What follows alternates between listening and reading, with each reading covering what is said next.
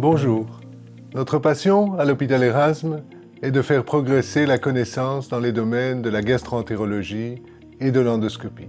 Le but est de rechercher pour nos patients des traitements moins invasifs et plus efficaces. Cette passion est partagée depuis de nombreuses années par les ingénieurs qui nous aident à développer les instruments adaptés à nos procédures. Cette collaboration est assez exceptionnelle et a également un caractère sociétal, puisqu'elle nous permet de développer des instruments applicables dans des maladies rares et d'enseigner la manière de les utiliser. C'est afin d'atteindre ces objectifs ambitieux que la Fondation Michel Kremer a été créée. La Fondation a été créée en 2010 en hommage à Michel Kremer, un pionnier de l'endoscopie internationalement reconnu. Elle a pour mission de promouvoir de manière désintéressée la recherche de pointe en endoscopie. L'endoscopie est une chirurgie pratiquée par les voies naturelles qui a profondément modifié le pronostic de nombreuses maladies. Son invasivité minimale permet de réduire le traumatisme pour le patient ainsi que les durées d'hospitalisation. Cela résulte à la fois en un mieux-être plus rapide pour le patient et à une diminution des coûts de prise en charge. La Fondation Michel Kremer soutient la recherche appliquée et transdisciplinaire afin de créer de nouveaux dispositifs médicaux.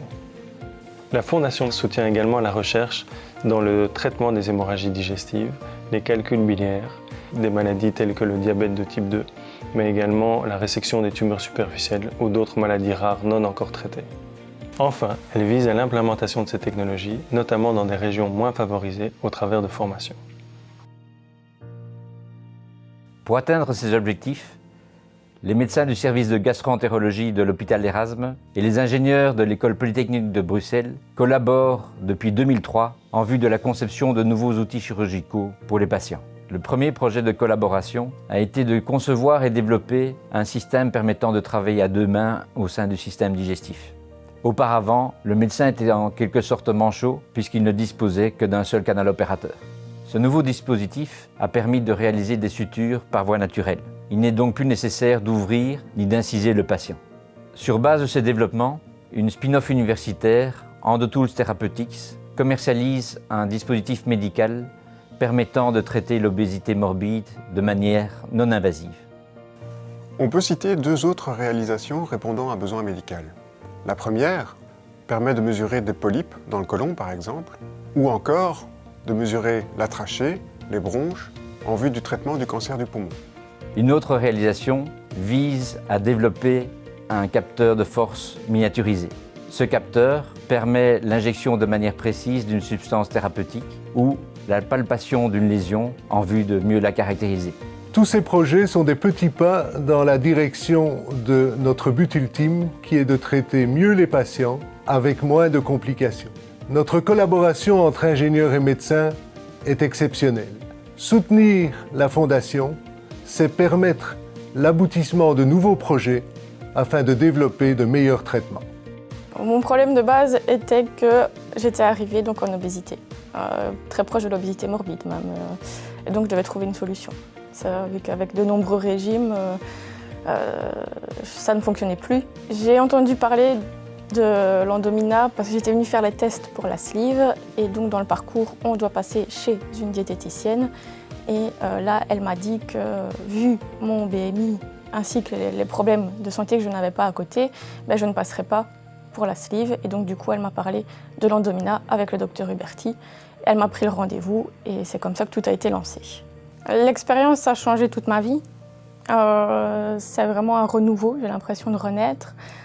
C'est tout réapprendre, ça c'est sûr, mais c'est un changement même au niveau, pour moi, donner cours, pour monter les escaliers bêtement, pour aller faire les magasins. Donc tout ça, ça a changé grâce à la procédure par le docteur Huberti.